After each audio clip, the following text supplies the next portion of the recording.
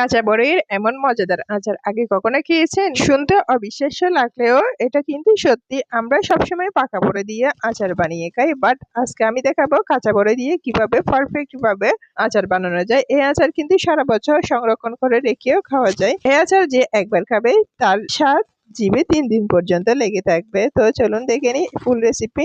Hello guys, আসসালামু আলাইকুম। আজকে আমি কাঁচা পাকা বড়ির আচার করে দেখাবো। এর জন্য আমি কাঁচা পাকা বড়িগুলো ভালো করে ক্লিন করে ধুয়ে নিয়েছি। বড়ির গা থেকে আমি পানিটা ঝরিয়ে নিয়েছি। এখন আমি চুলায় চলে এসেছি, একটা পাতিল বসাই দিয়েছি চুলার মধ্যে। এর মধ্যে আমি বড়িগুলো দিয়ে দিচ্ছি। বড়ি দিয়ে আমি এর মধ্যে আধা কাপ পরিমাণ চিনি দিয়ে দিচ্ছি এবং দিয়ে দিচ্ছি আধা কাপ পরিমাণ ভিনেগার।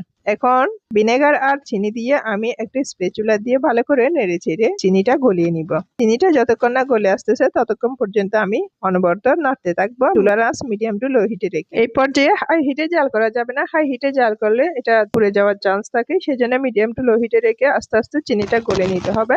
আর চিনিটা যদি গলতে একটু প্রবলেম হয় সেক্ষেত্রে একটু পানি অ্যাড করতে পারেন। এখন এর মধ্যে আমি 1 কাপ পরিমাণ গুঁড়ো অ্যাড করে দিচ্ছি। গুড়টা দিয়ে আমি এর মধ্যে অ্যাড করে দিচ্ছি স্বাদ মতো লবণ।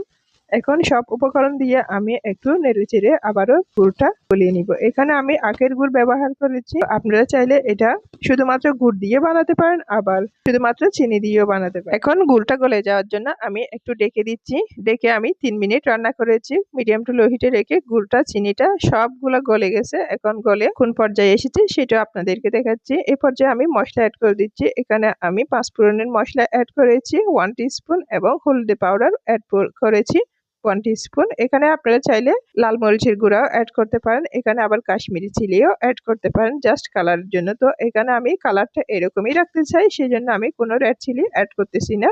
এখন নেড়ে চেড়ে আঁচলটাকে আমি পারফেক্ট ভাবে কুক করে নিচ্ছি। যতক্ষণ না এটা পারফেক্টলি কুক হচ্ছে ততক্ষণ পর্যন্ত অনবরত নাড়তে থাকতে হবে। এখন আমি ডেকে আরো 2 মিনিট রান্না করেছি মিডিয়াম টু লো হিটে। এখন কালারটা চেঞ্জ হয়ে আসছে। এখন আমি একটা ফ্রাই প্যানের মধ্যে ট্রান্সফার করে দিছি যাতে লেগে না যায়। একটা ননস্টিক প্যানে দিলে একটু আচারটা করতে সুবিধা হয়, সেজন্য আমি ননস্টিক প্যানে ট্রান্সফার করেছি।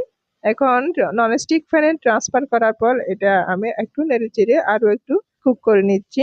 দেখতেছেন তো এটা জাস্ট কালার কেমন সুন্দর লাগতেছে। আপনারা যদি রেড চিলি ব্যবহার করেন সেক্ষেত্রে এটা কালারটা আরো একটু সুন্দর আসবে। তো এখন এর মধ্যে আমি আস্ত 5 ফোড়ন অ্যাড করে দিচ্ছি 1 টিস্পুন। এটা দেওয়ার পর আমার রান্নাটা শেষ পর্যায়ে পানিটা আরো একটু টেনে আসার জন্য আমি একটু অপেক্ষা করব। এই পর্যায়ে আমি অনবরত নাড়তে থাকবো যাতে ফ্যানের মধ্যে লেগে লেগে না থাকে। চারপাশ থেকে আমি একটু নেড়ে চেড়ে সব মশলার সাথে আচারের সাথে মিশিয়ে দিচ্ছি।